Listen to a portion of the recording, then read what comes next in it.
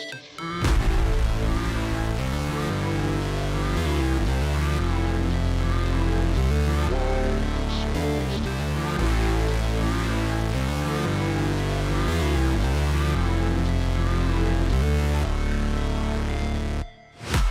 break, always fight, never quit, do it right, play the game, win it life, have no shame, there's no time, feel the pain, live the grind.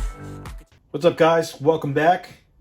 All right, we did a race this past Saturday at our local track. I say local, it's 56 minutes away from us in Tampa, but we did okay.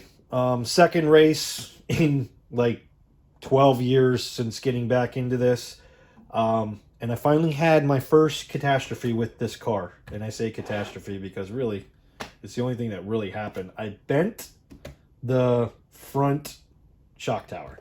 This was laying a little bit over here. I took it off, pounded it back with a hammer. We were good to go. I damaged that in practice, didn't even get into the race before it actually bent, but it came down and hit right on the actual shock tower, and it just bent it back a little bit. No big deal, easy fix. These are really cheap if you wanted to replace them with the stock part. They're like 17 bucks. Otherwise, you could go to the aluminum, and I think the Serpent's wanting somewhere, I think it's like 50 bucks for the aluminum one. I am running, I don't think I went over this the last video, I am running these batteries. They are cheapest lipos you can get right now. I got them on eBay. You can get them on Amazon as well. They are the Z batteries, and I'm running 80C 5200. And before everybody freaks out, these batteries are fine. I still really don't believe the whole $180 battery is a better battery argument. Yes, those batteries are going to have better materials inside. They may last longer, and you may get just a little bit more performance. I'm talking microscopic, because I'm sorry, I have honestly not have one issue with these batteries. This battery cost me $18.88 shipped to my door.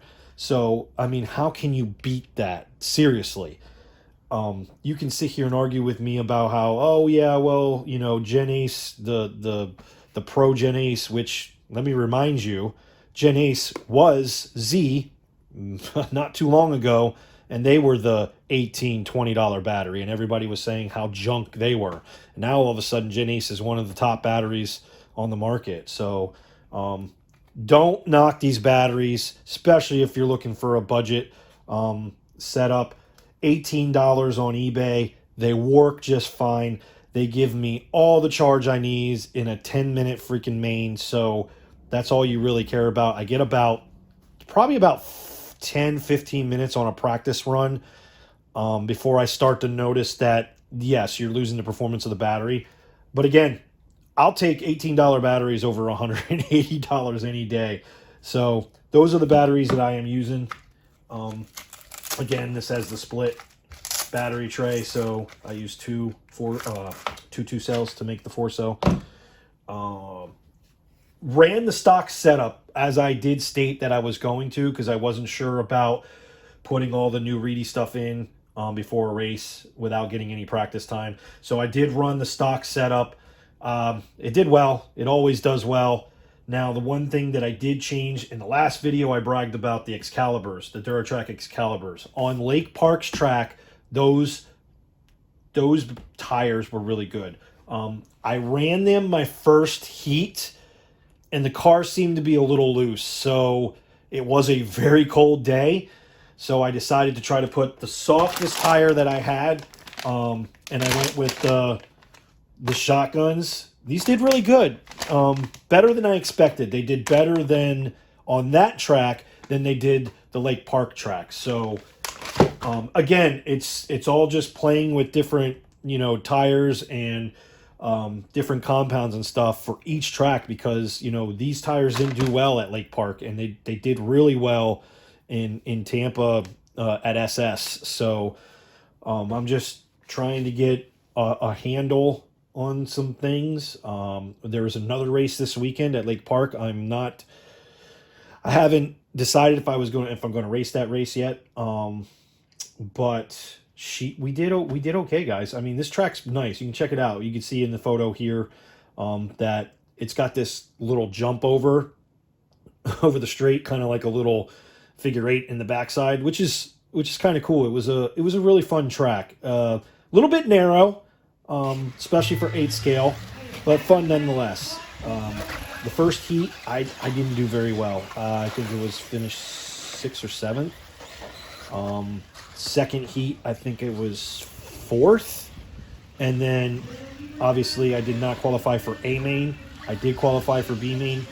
And kicking myself, I did really well for the first 2 minutes, which, it doesn't mean anything if you can't finish the race in that position. But I was running first for a little bit, and then second for 3/4 of the race. And with a minute and a half left, I made some mistakes. I got hit and just never got back on track. Brian O ended up passing me with the Associated, and he took 3rd.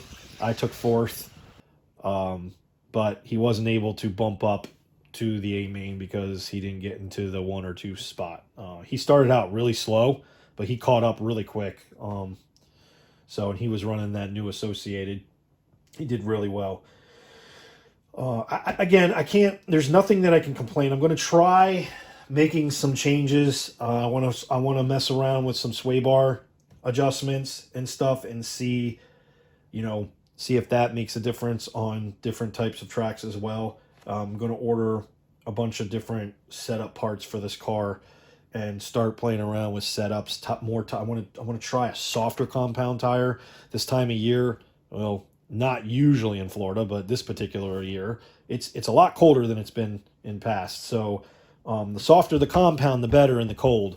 So I need to go a little bit softer and see if I can get just a little bit more traction. I did use the new Futaba setup that I said in the last video that I was going to use, the 4 p.m. Awesome radio.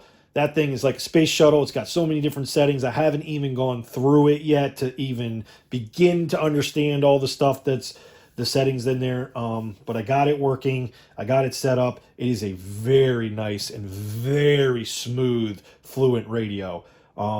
It's so smooth that it caused me to make mistakes because I was trying to drive it like the Spectrum radio, and you cannot do it.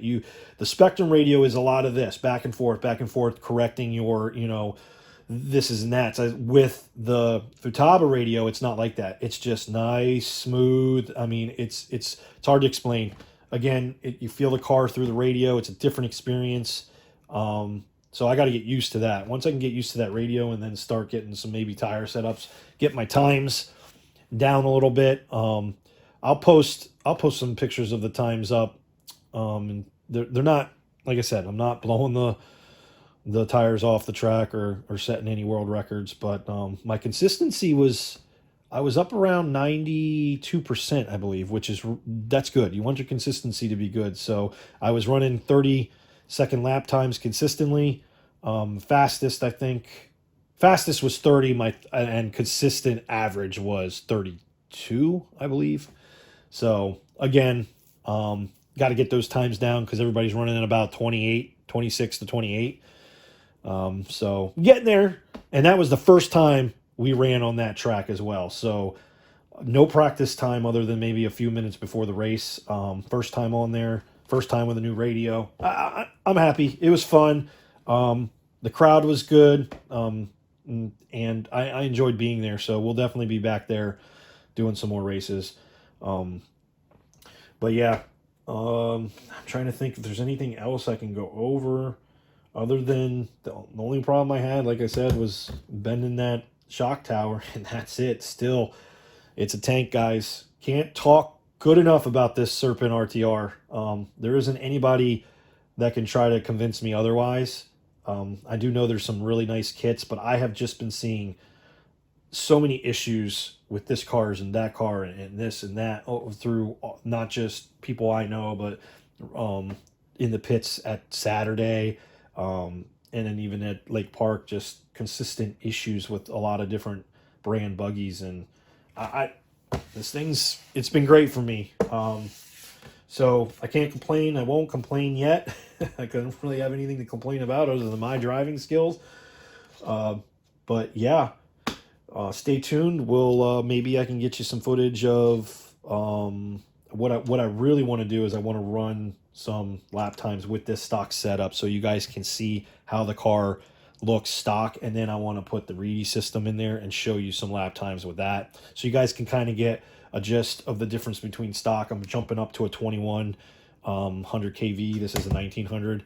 So, you know, just so you guys, if you're doing some research and stuff, you can kind of compare. So hopefully I can get some footage for you on that, and I can get some more footage of some racing. But I appreciate the views, guys. Again, if you got any questions, leave them down in the comments. Hit that like button, hit the subscribe, and we'll catch you on the next video.